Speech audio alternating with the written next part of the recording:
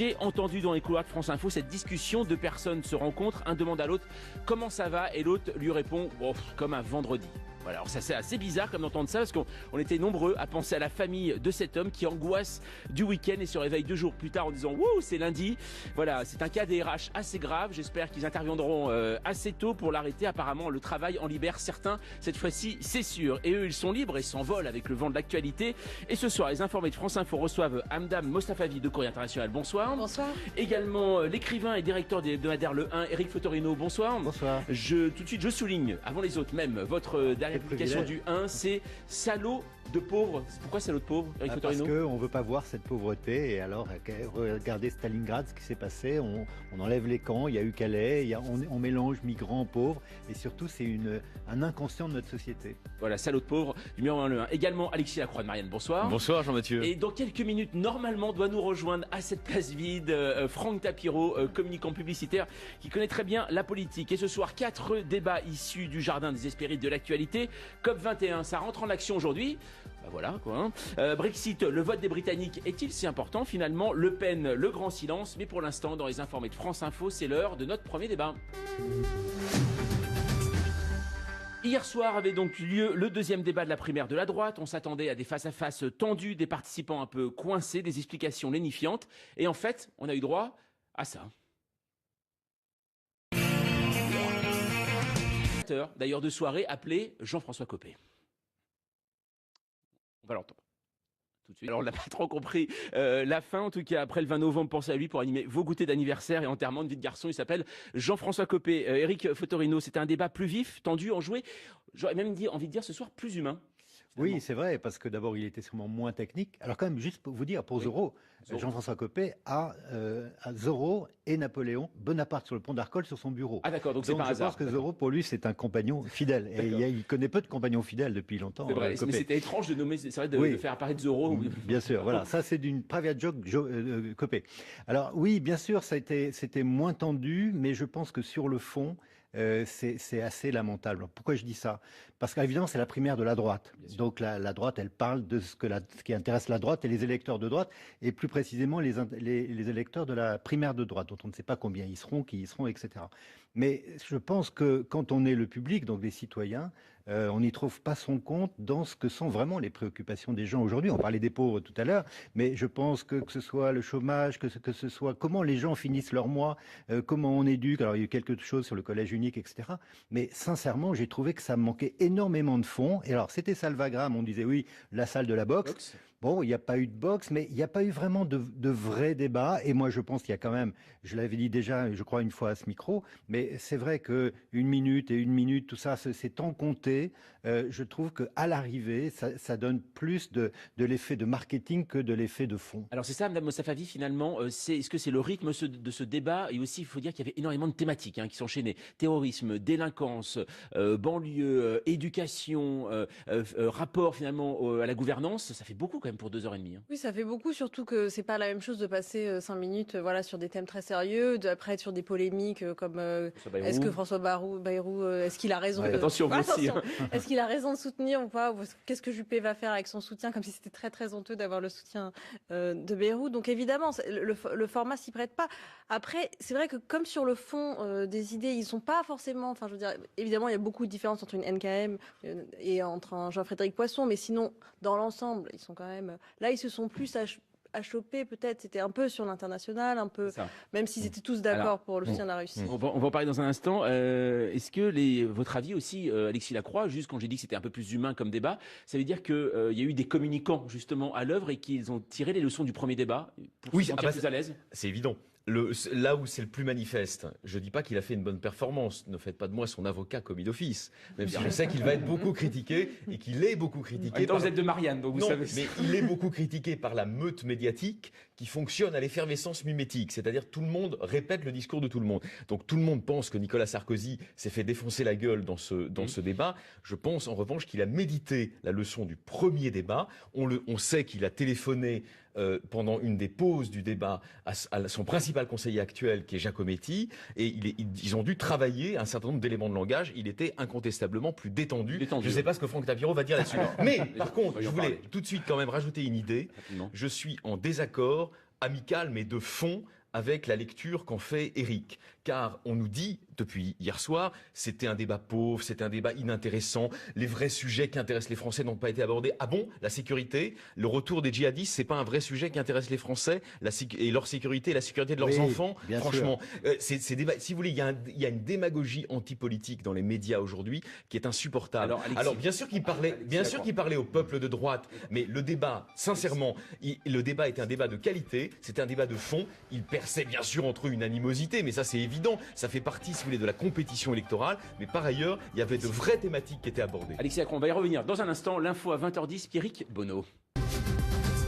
Les informés de France Info avec ce soir Hamda Mostafavi de Courrier International, également Éric Fotorino, écrivain et directeur de l'hebdomadaire Le 1, Alexis Lacroix de Marianne, et il nous a rejoint, ça y est, Franck Tapiro, communicant, bonsoir. Bonsoir. Alors est-ce que vous avez regardé, peut-être que vous êtes en retard parce que vous avez regardé le replay, peut-être du débat, vous l'avez tellement aimé, non? C'est ça? J'ai vu 3 fois avant de venir, j'ai répété, j'ai les antisèches.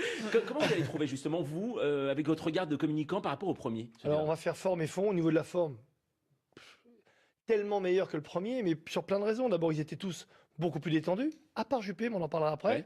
Ils avaient tous, je pense, en termes de posture, de stature, en termes de communication non verbale, ils étaient ancrés, ils étaient là, ils ne se demandaient pas ce qu'ils foutaient là, comme le maire, quand il est arrivé au démarrage du premier débat, on s'est dit, mais qu'est-ce que je fous là? On l'entendait presque penser. C'était beaucoup plus animé, c'était plus drôle aussi. Et c'était un humour qui passait plutôt pas mal. Il y a eu même beaucoup d'autodérision. C'était plutôt assez étonnant. Donc d'abord, très bon spectacle, parce qu'on est quand même à la télé. Bien sûr, oui, deuxième, en termes de forme, c'est beaucoup plus fluide. J'ai adoré Alpha Laurence Ferrari et Routel Krief. Je trouve qu'elle donnait beaucoup de fluidité, en même temps de la rigidité. Il y avait vraiment les deux. C'est hémisphère droit, hémisphère gauche. C'était parfait. Plus de fraîcheur aussi. Plus de fraîcheur, plus dynamique, plus vivant. Exactement tout ce qu'il a manqué au premier débat. Maintenant, au niveau du fond, bien entendu, je suis d'accord avec vous. Ce qu'ils disaient avant, plutôt avant que vous répondiez. Il y a une absence de fond, mais pourquoi? Pas à cause des politiques. Pour une fois, je dirais, ils n'ont pas fui le fond. Donc vous n'êtes pas d'accord avec moi. Moi, je disais l'inverse. Vous allez voir, le format de l'émission empêchait un véritable débat de fond, c'est en profondeur. C'est-à-dire, ils n'ont pas fui les problématiques, à part celle de Bayrou, qui était alors là complètement hors sujet. Passer 20 minutes sur Bayrou, c'est plutôt ça qui est terrible. C'est les 20 minutes de Bayrou qui auraient permis peut-être d'approfondir certains sujets. Mais quand vous êtes 7 sur un plateau, vous avez 1 minute ou 2 pour vous exprimer, vous ne pouvez pas, à moins d'avoir une phrase magique, vous ne pouvez pas avoir un vrai débat de fond. Puis un débat veut dire relance, veut dire opposition, et veut dire dispute au sens grec. Oui. Alors Éric Fotorino, c'est ça qui est étonnant, c'est que donc il y a des sujets qui ont été abordés, éducation, sécurité, l'éducation tout à la fin, à 23h30. Et pourtant, on passe en effet un temps fou sur François Bayrou. On a vu quand même que Nicolas Sarkozy voulait appuyer dessus parce que c'est le cœur de l'électorat de droite aussi. Oui, on a vu, c'était une stratégie annoncée, mais c'est pour ça que moi je persiste, Alexis, dans ce que je disais tout à l'heure. C'est que je pense que j'ai pas trouvé mon compte sur le fond parce que ça zappait trop. Alors en effet, c'est le temps. Si vous voulez développer une idée, aller au-delà de la surface et justement du slogan, il faut que vous ayez un petit peu de temps pour développer. Quand on vous apporte la contradiction, que vous repreniez la parole, etc.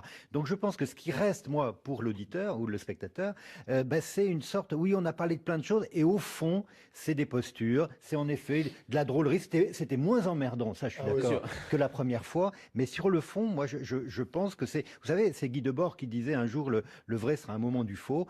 C'est la montée de l'insignifiance. Moi je trouve qu'on organise l'insignifiance et ce qui me frappe beaucoup, c'est qu'au nom de la démocratie augmentée, surajoutée, etc., on vide de sa substance ce que doit être le vrai débat. Alors il y a eu quand même une question personnellement que j'ai trouvée intéressante parmi notamment les challengers, c'est Nathalie Kosciusko-Morizet qui a posé une question qui a mis tout le monde mal à l'aise, participants de la primaire. Alors on va écouter Nathalie Kosciusko-Morizet. Kosciusko-Morizet hier soir au débat, Hamda Mostafavi, là c'était quand même une question finalement assez pertinente. Et on a vu Nicolas Sarkozy qui était à côté, assez mal à l'aise, qui voulait pas parler du droit des femmes. C'était quand même peut-être la question qui allait loin, parce que là on voyait pas d'unanimité. Oui, là il n'y avait pas d'unanimité. C'était le moment où vous pouvez trop se distinguer, mais évidemment après c'est une question gênante. C'est pas une question à laquelle on a envie de répondre. C'est dans nos relations avec les pays étrangers. Bon, d'accord, ok. Ah oui, les Turcs répriment les journalistes, mais bon, quand même, il faut qu'on discute avec eux pour les migrants. Pareil, les Saoudiens répriment les femmes, mais bon, quand même, le pétrole, tout ça, c'est compliqué. Donc, non, c'est vrai que c'était un peu... C'est dommage qu'ils n'aient pas passé plus de temps sur des choses comme ça. Oui, Alexis Lacroix, sur cette histoire, justement, le fait qu'on l'ait évacué, finalement, assez rapidement. Non, c'est faux. Ah bon là encore, on n'a pas vu le débat, quoi. C'était zappé. C'était zappé parce que c'est multithématique. Chirac. Mais en revanche, là, vous le soulignez à juste titre, la question posée par Nathalie Kosciusko-Morizet sur les liens avec l'Arabie Saoudite et donc la dépendance éventuelle de certains responsables politiques français envers l'Arabie Saoudite, mais aussi envers son rival qatari, c'est une question qui, en revanche, a permis à chacun d'entre eux, dans le temps imparti, on est bien d'accord, mais on ne va pas refaire le débat. Ok, très bien. Mais en 1 minute 30, chacun a pu préciser sa position. On a compris que Nicolas Sarkozy se sentait visé par cette question. Il a d'ailleurs répondu, ce qui est plutôt intelligent, mais Nathalie, si on ne discute qu'avec les gens avec lesquels on est d'accord, on ne fait plus de politique. Il n'est pas sur le droit des femmes. Il n'a pas répondu sur le droit des femmes. Non, je sais qu'il n'a pas répondu sur le droit des femmes. Mais par ailleurs, Fillon a abattu ses cartes. On a compris qu'il était quand même vraiment un des envoyés de la Russie. Alors ça ne veut pas dire on l'a compris. Donc vous dites, cette télé ne montre rien. Non mais vous êtes marrant. Vous dites, cette télé ne montre rien, c'est la montée de l'insignifiance. Et vous recyclez tous les discours de Baudrillard contre la télé. Non, non, je ne vais pas jusque-là. Ça les a obligés. En 30 secondes, Alexis, ça les a obligés, Eric, à dévoiler leur batterie. Et donc, ensuite, on a compris que Fillon était du côté, disons, de Bachar Assad et peut-être de Poutine. On a compris que Jean-François Copé pensait que l'intervention en Libye, que Nicolas Sarkozy avait soutenue, avait été une catastrophe. On a compris qu'il y avait des positions plus mesurées de la part de Juppé, etc., etc. Alors, donc, c'est faux de dire que c'était un débat insignifiant. C'est totalement faux. Encore une fois, je pense qu'on ne dit pas que c'était insignifiant. Je dis que ça aurait mérité un peu plus de temps pour approfondir certains sujets, ayant un peu de mesure. En fait, on est un peu frustré. La première fois, on était frustré sur la forme, sur le fond, sur le ton, et surtout en termes de trace mémorielle, on était au-delà de l'Angström, 10 puissance moins 9. Et encore, je pense qu'on pouvait aller plus loin. Là, en même pas quelques jours, tout d'un coup, on a vu des gens qui se sont exprimés, qu'on a compris. Je mets le moment de Bayrou à part, qui se sont positionnés. On a vu une NKM qui a enfin retrouvé, je trouve, son ADN profond, qui est le courage, et on l'a vu, le courage, la décontraction, le sourire. Quand elle se pose à Nicolas Sarkozy, il comprend, tu me fais pas peur. Et je peux vous dire, c'est la seule sur le plateau qui a la possibilité de regarder Sarkozy dans les yeux en lui disant, tu ne me fais pas peur. Et vous savez quoi? C'est vrai qu'elle n'a pas peur, et ça s'est vu hier. Le maire, pour une fois, il arrivait, il était là, et pourtant il avait sa cravate. Il était enfin candidat à la primaire. Seul petit souci de Bruno Le Maire, on sent bien, sa famille, c'est quand même aussi sur le travail sur les fiches, sur la Libye, par exemple. Vous voyez, il avait des troupes au sol, il n'y en avait pas. Enfin, vous voyez des approximations. Mais parce que ça va vite. Encore une fois, il faut se mettre 2 secondes à leur place, même si ce sont de grands communicants, de grands professionnels. Parfois, ça va tellement vite. Regardez Copé, qui a fait cette diphtongue extraordinaire avec des ministres de gauche.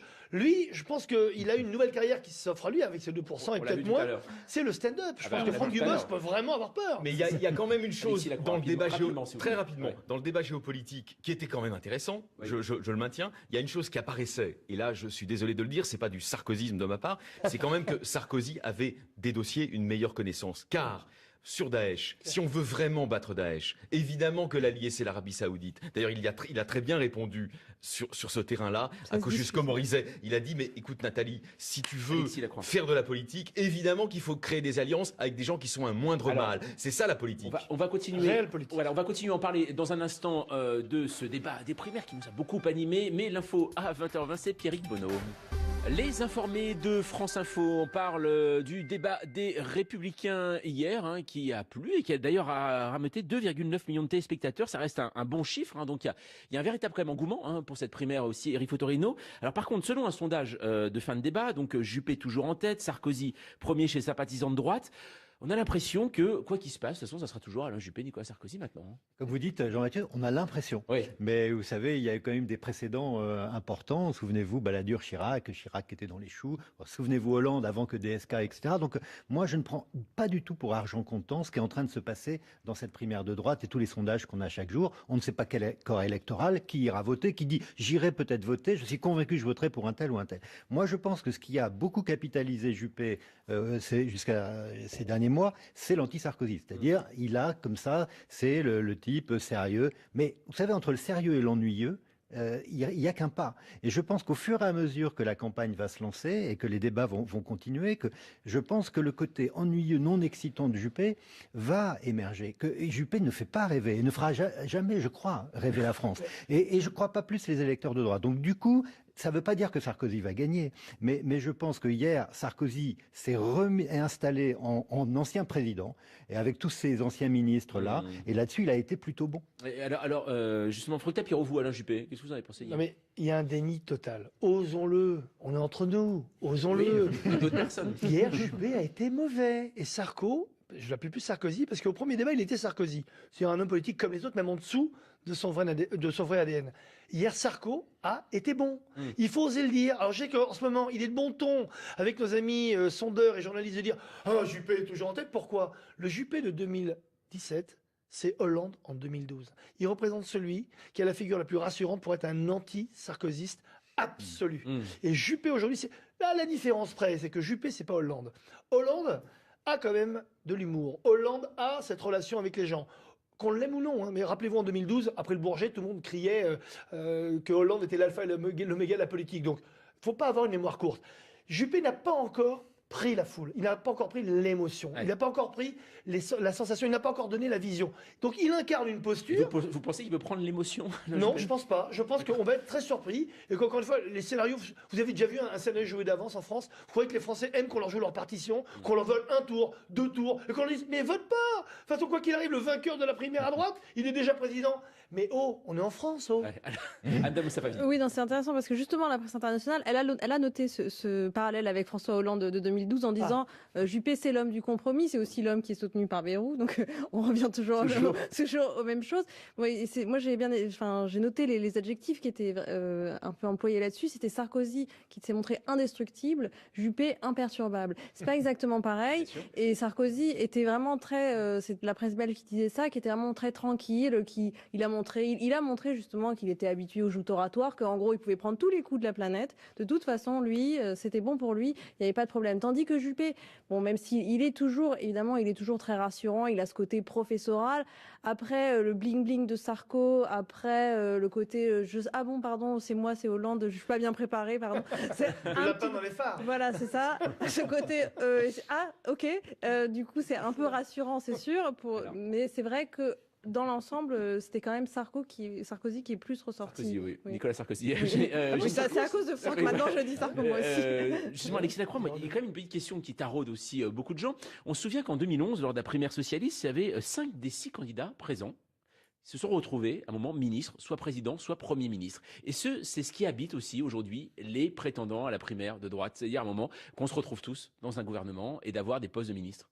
Oui, c'est évident. C'est pour ça d'ailleurs que ils sont peut-être pas allés jusqu'au bout de l'expression d'animosité personnelle. En revanche, ce qui apparaît à la lumière de ce deuxième débat, c'est qu'il y a des gouffres idéologiques. C'est-à-dire que même s'ils sont un jour amenés à travailler ensemble dans un même gouvernement, par exemple, sous l'autorité d'Alain Juppé, il est évident qu'ils n'ont pas du tout la même vision de la France. Alain Juppé penche du côté de son utopie heureuse, qui est celle de l'identité heureuse, et Nicolas Sarkozy se fait de plus en plus le théoricien de l'identité malheureuse chère à Alain Finkielkraut. Donc de toute façon, ce sera un gouvernement qui représentera le pluralisme à droite. Ça fera d'ailleurs plaisir aux juppéistes, puisqu'ils s'en réclament précisément.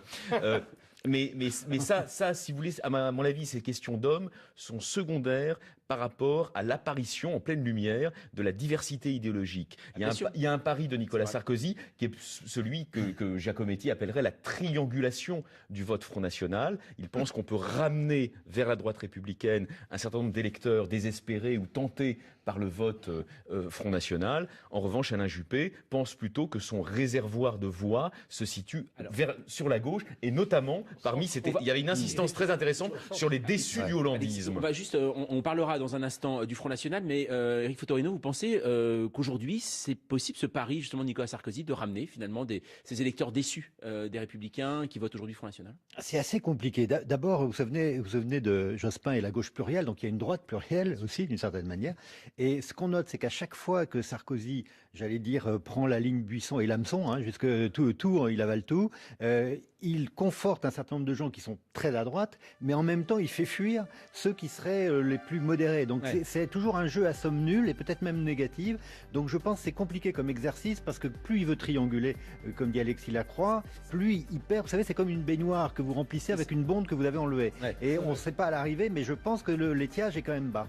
Allez, les informés de France Info, on parlera dans un instant du Front National, le grand silencieux et peut-être le grand profiteur également de ce débat. On parlera du Brexit, oui, on parlera beaucoup de populisme finalement dans la suite des informés de France Info. Voilà le programme dans quelques minutes. Jusqu'à 21h sur France Info, franceinfo.fr, sur les réseaux sociaux, avec le mot-clé, je ne vais pas dire hashtag, le mot-clé, les informés sur le canal 27 de ATNT, avec autour de la table, ils sont bien, ils ont chaud, ils sont à l'abri. Nous retrouvons Hamdam Mostafavi de Courrier International, également le communicant Franck Tapiro, également l'écrivain et directeur de l'hebdomadaire Le 1, Éric Fotorino, et Alexis Lacroix de Marianne. On va continuer juste un tout petit peu de parler du débat, mais à l'extrême droite, puisque pendant ce temps-là, à l'extrême droite, eh bien, c'est le calme plat. Marine Le Pen semble jouer dans un remake du Monde du silence, une sorte de Jojo le Mérou avec une perruque blonde. Marine Le Pen ne dit rien, mais continue à être présentée comme toujours là au second tour, quelle que soit l'enquête d'opinion.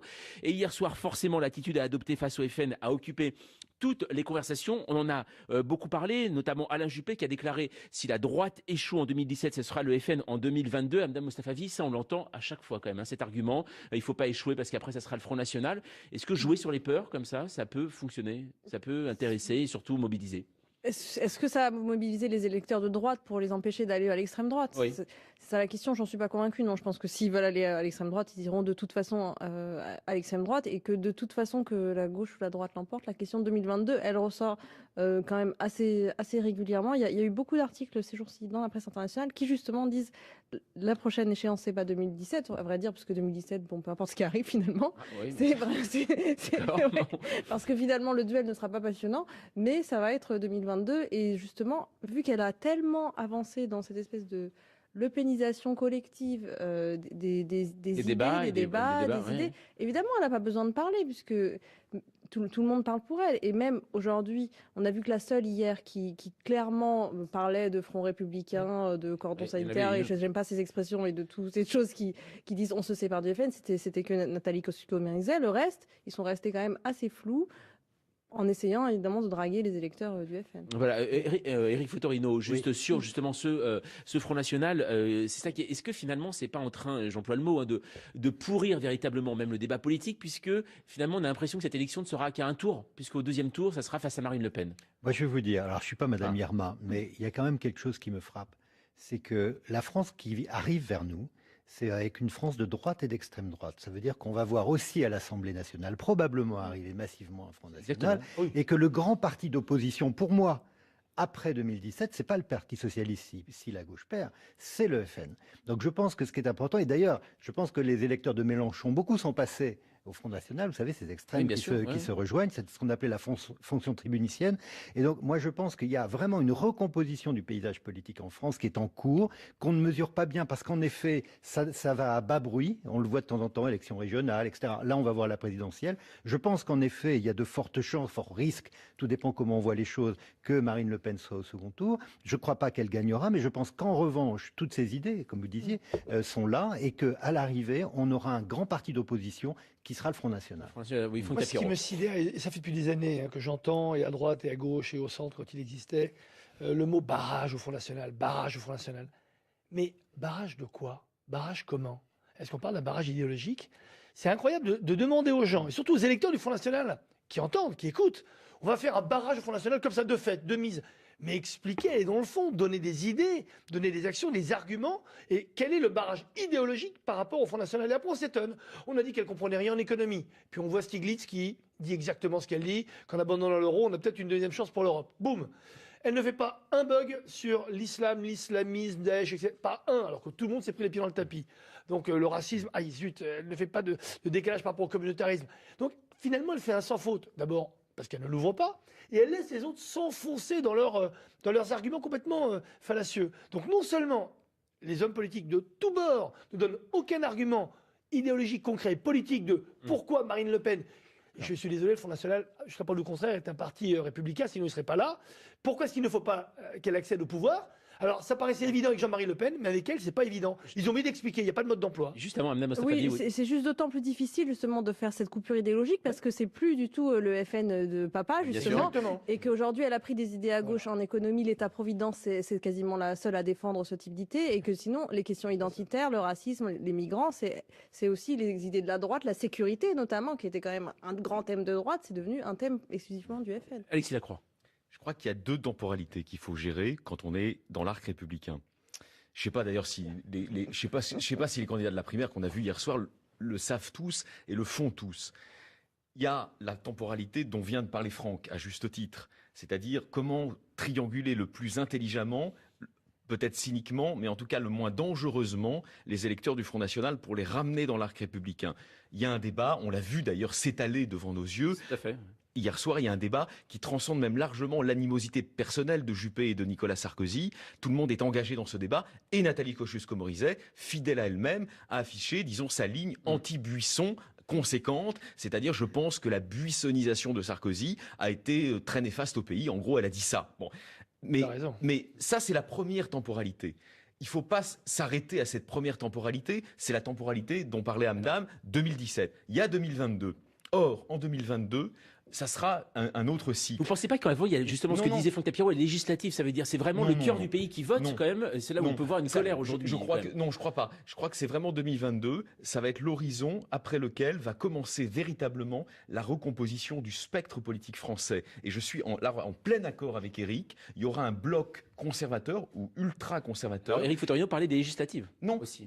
Mais sur la recomposition, laissez-moi juste finir sur la recomposition. Sur la recomposition, on va sans doute, dans la vie politique française, vers un bloc ultra-conservateur et souverainiste, dont le Front National sera en fait la force principale, et il y aura un bloc libéral faisant se conjoindre. Macron en est l'exemple, des gens de centre-droit et de centre-gauche autour de valeurs libérales. C'est vers ça qu'on va de toute façon. Donc là, je suis absolument d'accord avec le sens de l'histoire tel que prescrit par Fautorino. Oui, mais le timing n'est pas le même. Parce que le timing n'est pas le même, c'est ce qu'on vient de dire. Ça, il peut arriver beaucoup plus vite que prévu. Et 2022, moi je trouve que vous êtes extrêmement optimiste. Allez, on va aller de l'autre côté de la Manche pour aller voir des gens qui, eux, ont déjà tenté une aventure populiste, sont en train de le faire. Ce sont les Britanniques et le Brexit. Et pour l'instant, l'info à 20h40, Pierrick Bonneau.